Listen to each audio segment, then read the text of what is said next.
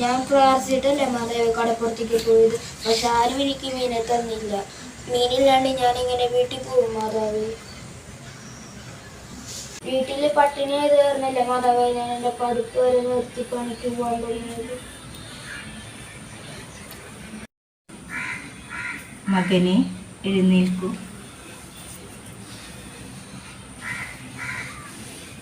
നീ എന്തിനാ വിഷമിക്കണേ? മാതാവിനെ വിളിച്ചപേക്ഷിക്കുമ്പോൾ മാതാവ് മാധ്യസ്ഥം വഹിക്കുമ്പോൾ നിനക്ക് എന്തിനാ കുറവ് വരിക? എനിക്കൊന്നും കുറവ്. മകൻ്റെ എല്ലാ ദുഃഖങ്ങളും തീരുന്നതിന് വേണ്ടിയിട്ട് അമ്മ നിനക്ക് ഈ സ്വർണ്ണ മത്സ്യത്തെ തരുന്നു.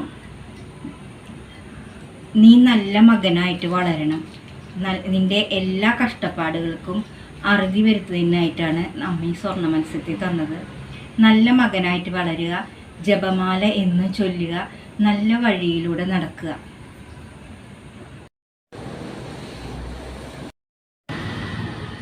മാതാവിൻ്റെ പ്രാർത്ഥന കേട്ടിരിക്കുന്നു. അമ്മേ മാതാവ്. അമ്മയോട് മാധ്യസ്ഥം വഹിച്ചവരെ അമ്മ ഒരിക്കലും കൈവിടില്ല. അമ്മയുടെ പ്രിയപുത്രൻ നിങ്ങൾക്ക് വേണ്ടതെല്ലാം സാധിച്ചു തരും. എല്ലാ മക്കളും ദൈവസന്നിധിയിൽ കൃപയുള്ളവരാകട്ടെ.